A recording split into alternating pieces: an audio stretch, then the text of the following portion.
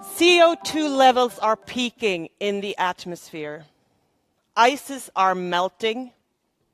Extreme weather conditions are occurring. Species are being extinct. And ecological systems are being interrupted in ways we cannot predict.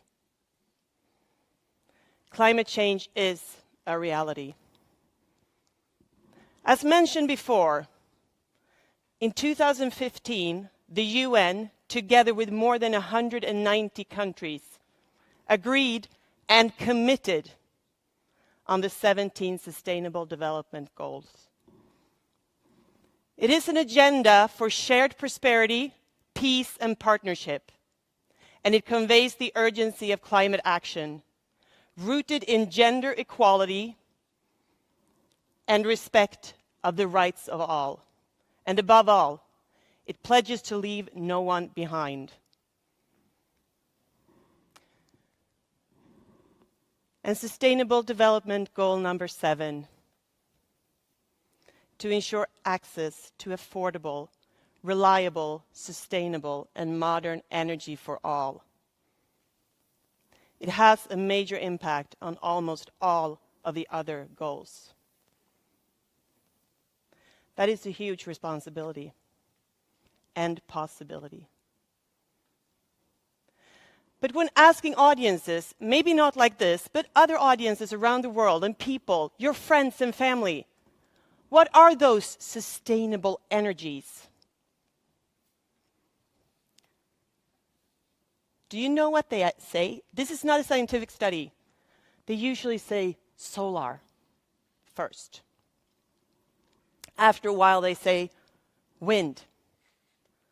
And when they've been doing some thinking, they say hydro.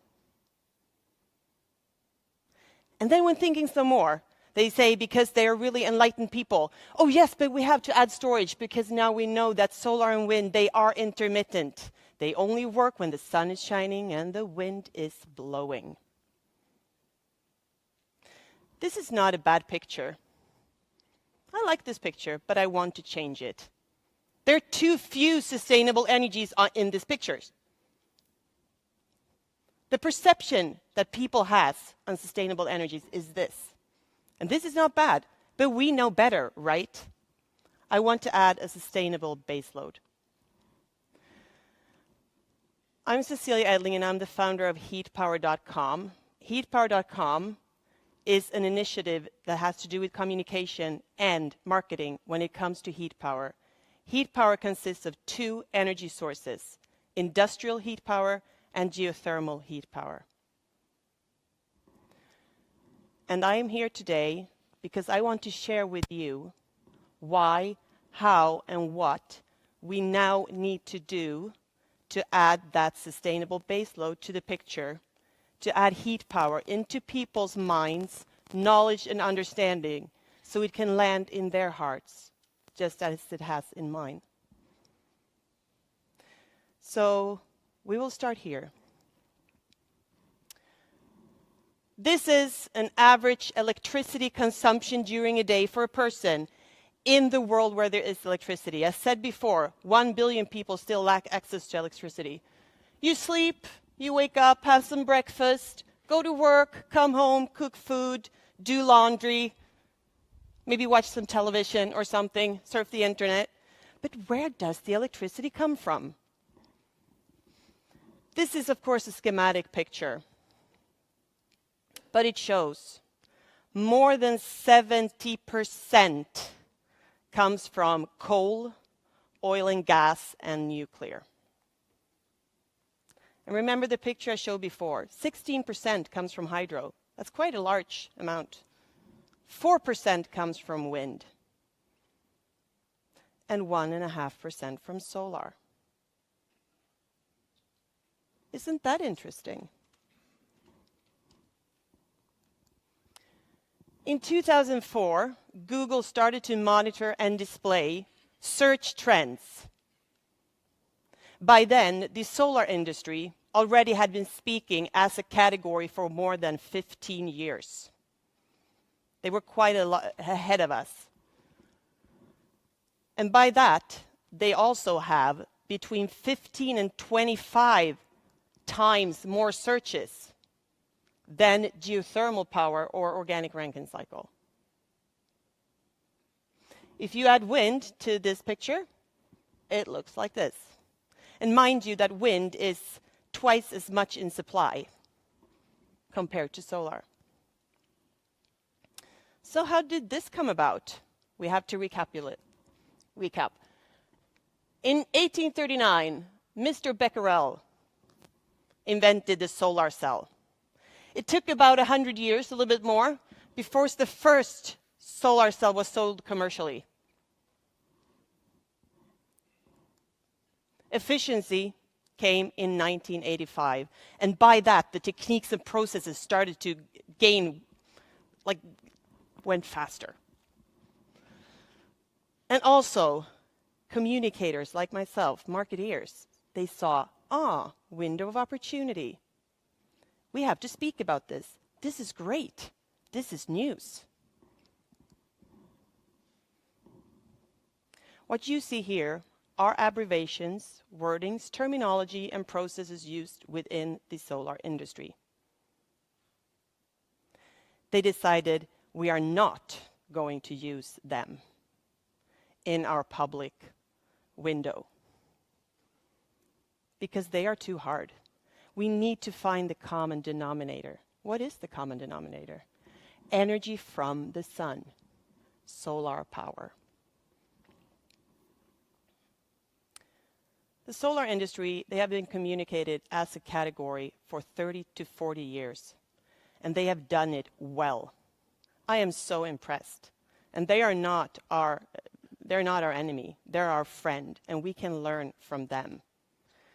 But one might think, okay, so they have between 75 and 90% of the communication in the media space, but they only have 1.5% in supply. Yes, but it's paying off now. These articles are taken from the last month only, from markets that are large. You were mentioning China and India. These are large numbers. And they're worth it. But what can we do? And they're also talking, it's the solar leads, it's solar industry. It's not even the companies.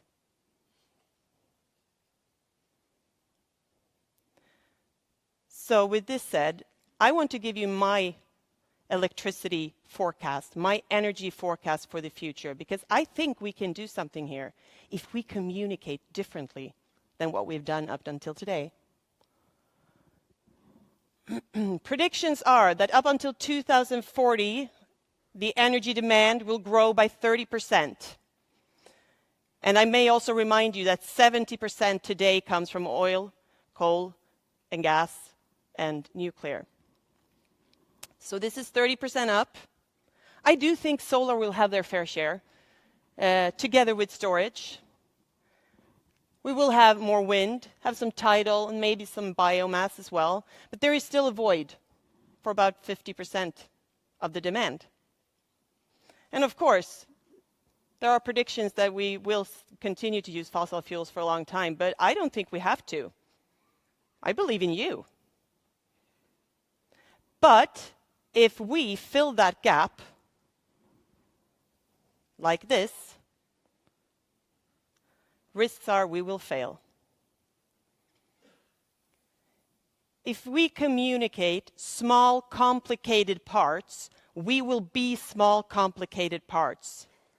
Government and politicians, the public, media, journalists, they will not understand what we are talking about. We will not convince them, we will confuse them. So, I think we need to find our common denominator. Because if we use our common denominator, 1 plus 1 can become 3, or even 5, or 10. I call for heat power. So, to conclude this, why should we act like a larger category and not talk organic Rankine cycle, flue gases, and binary plants and cycles and all this It's really nice technology, and I trust you with it, but we need to communicate otherwise. Because if we don't, we will get no attention, no understanding or knowledge, no PR, no policies and laws or subsidies supporting us in the way that we deserve. We will get less business, less possibility to reach SDG number 7, and a larger threat to the planet.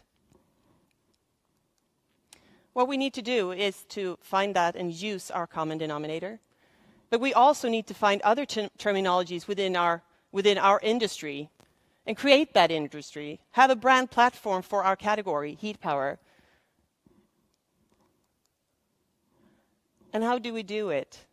We need to be really, really brave. Honest, transparent, speak to each other about our real problems and our real possibilities. Meet, speak, do it together, and sharing is caring. I want to finish off with doing what I'm saying. I'm giving you my hand. I'm reaching it out. Please, let's do this together, because we can make a real difference in the world. We can reach SDG number 7 together. And I also want to give you something. Last week, heatpower.com released a film on geothermal heat power. It is not mine. It is ours. If you want to use it, I will give it to you. You can put your logo on it, and you can use it the way you want to. Enjoy. Earth, a little place we call home, filled with life, power, and energy. Although strong, our planet is also fragile, and as of right now, suffering. We consume a massive amount of energy on a daily basis, and as our population grows, so will our energy usage. Fortunately, we can make a difference. And this change has already begun. But we still have a long way to go. We need to stop using fossil fuels and nuclear energy to go from brown to green. To do that, we need more renewable energy sources that continuously produce electricity regardless of sun or wind, at night or day. The answer lies beneath our feet. At the core of the Earth, there's a renewable energy source, a heat power. Geothermal heat power can provide large cities as well as rural areas with clean electricity, and it can be found anywhere on the planet, at any time. Heat power utilizes already existing heat sources, and by adding it to the future energy mix, we get a 100% green and stable energy source. It is up to us to take care of the only place we've ever known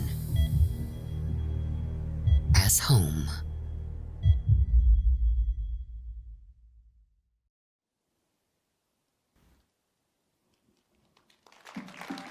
Thank you.